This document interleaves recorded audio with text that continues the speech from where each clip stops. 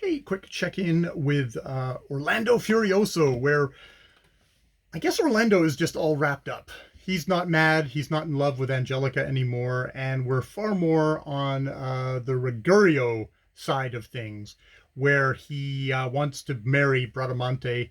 And I guess the big thing is about this poem in one sense is a big kiss ass, a big tribute to the Estes, the patrons of Ludvigo Aristo.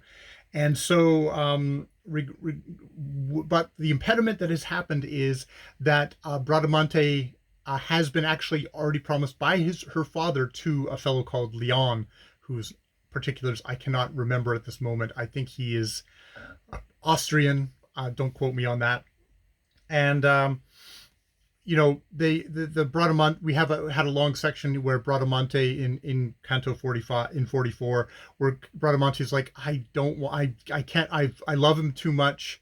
Ruggiero, I do not want to marry this other guy, but going against my father. But in the end, yeah, it's like I'm going to go against my father, and he has been promised, but she was also promised by her brother to Ruggiero, and in the presence of Orlando and other knights. So there's that kind of conflict.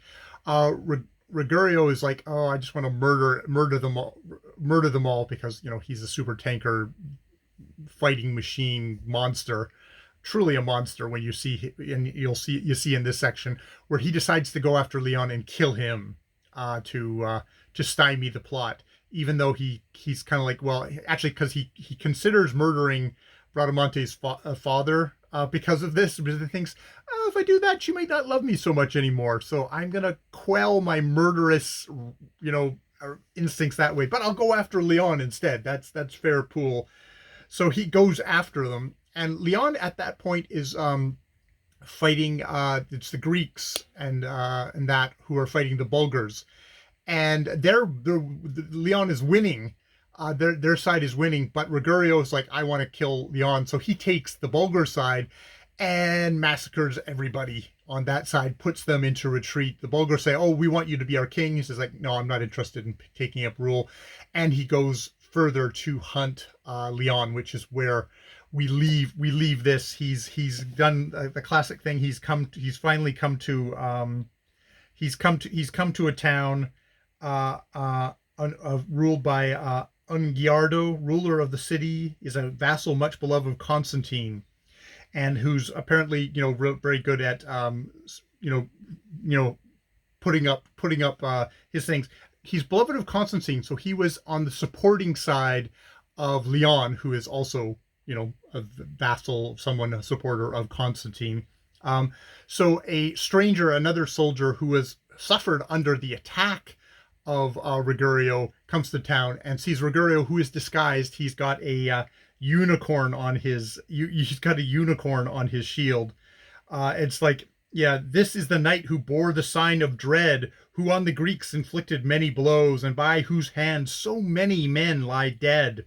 And so he goes to Ungiardo's anteroom, is led, admitted to his presence straight away. He says it once, what I will later say, and that's how we end Canto 44. But so Ruggerio's murdered a whole shit ton of people on the other side, on theoretically his side, because he wants to kill Leon, which is like seems kind of insane, though Ruggiero at this point might still be technically a Moor, a pagan at this point. He may not have converted over to Christianity. He did actually have done with Agramante, and that was actually before Agramante. Well, Agramante betrayed a treaty, and then Agramante has been beheaded by was it by Orlando? By somebody. He got murdered, so that's all been shattered. So his status is probably kind of iffy, but so he's theoretically in the enemy city, and the guy has recognized him and is going to the ruler of the city. I look, a whole city up against Ruggiero, one of these super killing machines. I don't give the city very good odds.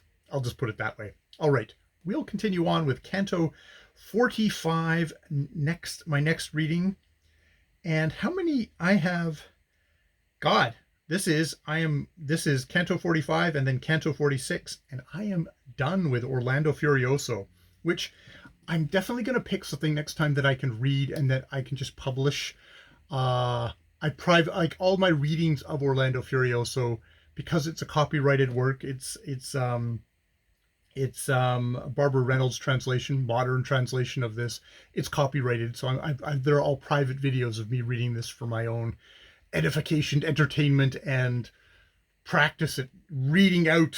The higher up on fortune's wheel you see a wretched, the higher up on a fortune's wheel you see a wretch ascend, the sooner he will fall. And where his head is now, his feet will be.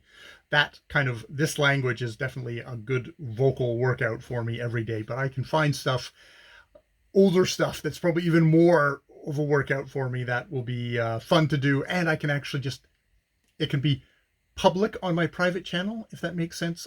It's shame. It's like I've done like 250 readings, separate videos so far of me reading out Orlando Furioso, and it's just like no one will ever see it. Not that anyone was ever going to see it anyways, but I kind of like the idea of having it public. Oh well. All right. I will tune in later.